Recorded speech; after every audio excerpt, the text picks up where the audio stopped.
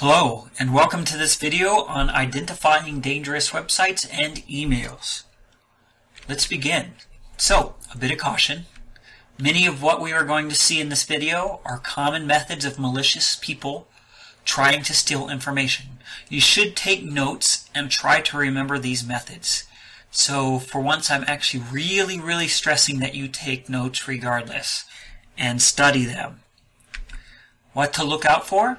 Well, the next several slides, and this is going to be several slides long, it's probably going to be the most slides so far, are common things to watch out for when on the internet, especially in emails. However, these can apply to almost anything that is trying to get you to buy something or give information. So let's start. One common problem. If you see lots of misspellings, that is a very unprofessional thing. So if a legitimate company were to do this, they would immediately try to fix the issue. It's just not good marketing to have a lot of misspellings. Most of the time when you see this, it's a lot of either non-English speaking people trying to type out an email, or it's somebody, a hacker, that's trying to make a lot of these emails and they're mistyping a lot of stuff. And you see here, this is a Grit Products. That's totally wrong. Numbers used as letters. So this is a common method they use to prevent email spam catchers or systems that catch spam from getting to your email. This method is sometimes used to keep them from finding their email. And what they do is they take a letter, like the letter I, out of words, and they'll replace it with like a number 1 because it looks similar. So here's an example. This would say this is a great product. You notice how great and product and is and this, how they have numbers in there. It's kind of interesting how they do this. Broken messages. The message has several unusual spaces in it. So this is a great product. That's a broken message. It's kind of weird, and that's another little scheme to kind of get by the spam blockers. Another one is broken words. There are spaces breaking words apart.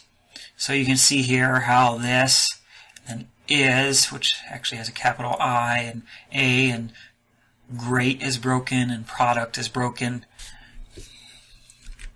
Very bad grammar. Now this goes also along the lines of a lot of these people are not native English speakers. So this is a good sign that you might have a problem. If it was an actual company, you would expect it to be at least better grammar. They would at least try. The grammar wouldn't be horrible. You might have a few mistakes, which is common, but lots of bad grammar is not common. So we has a great products. Suspicious links, and this is anything from like a bunch of random letters and numbers like this. It totally doesn't make sense, and it's in an email. That's something to watch out for. It's often a sign they're trying to hide a malicious website that they're going to send you to.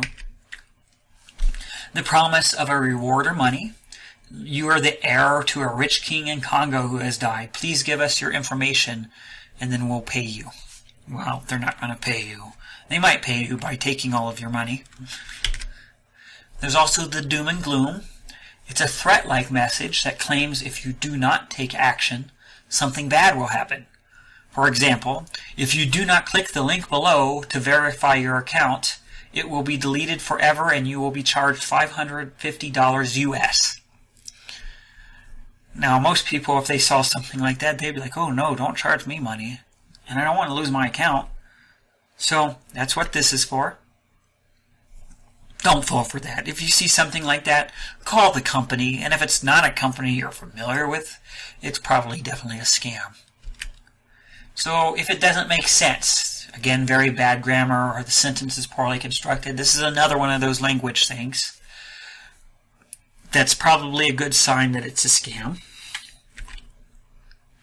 Well, this one's pretty obvious, so I didn't put an example. If it's too good to be true. hey, you just won $1 million in the Kentucky lottery, or whatever. Anything like that. Usually if something like that happens, you're going to get more than one verification from multiple sources. You might actually get physical mail. You'll probably get a phone call if something really real like that were to happen. Something you did not do. So what I'm saying here is you've apparently won something or achieved something that you were not aware of applying for. For example, congratulations, you are the winner of our mini shirts contest placed last week. You are entitled to $1,000 US. Please send us your information immediately to claim.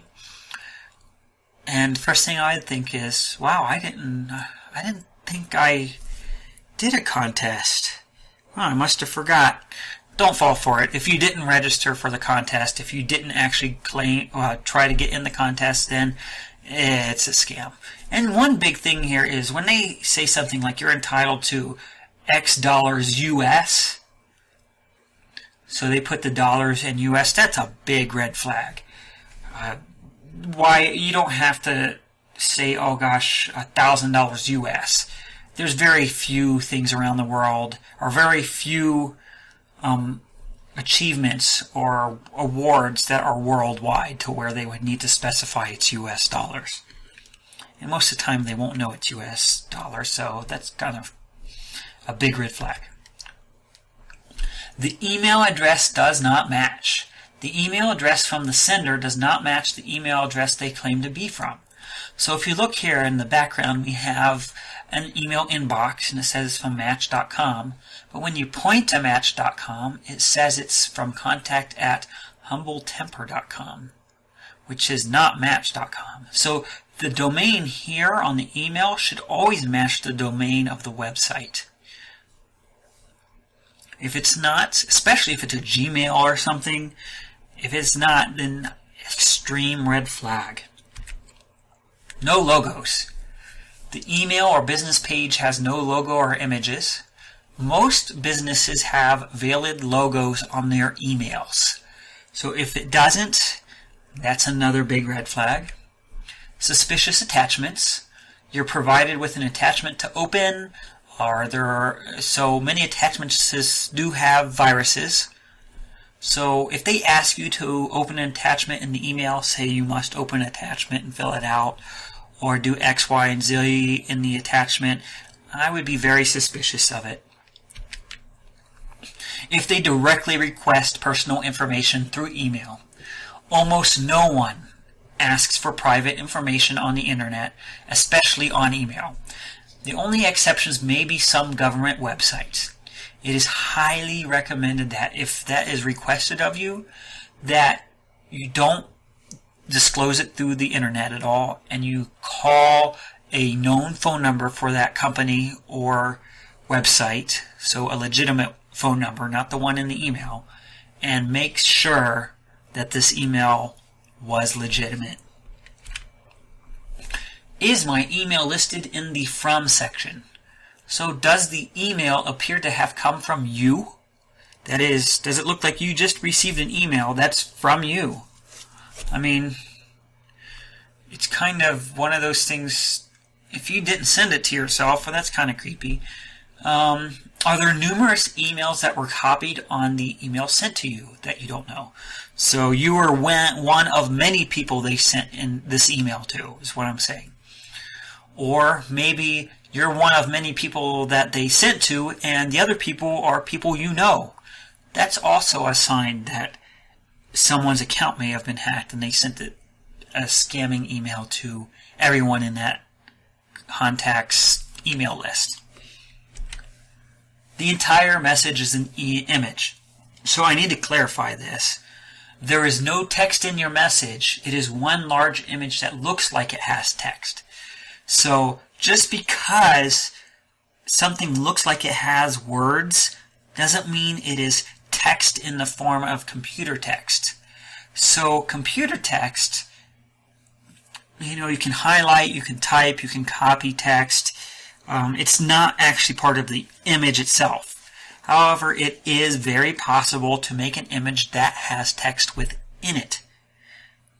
And if you do that, that's just not good practice. If the message is actually an image, the whole thing, I would be very wary of it.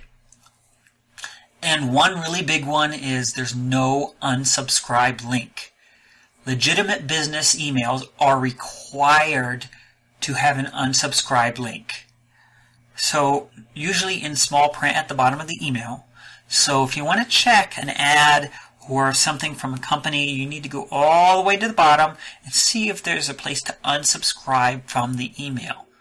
They're required to say something about those. So that's it, and I hope this helped you out. Remember, take notes, rewatch this if you have to.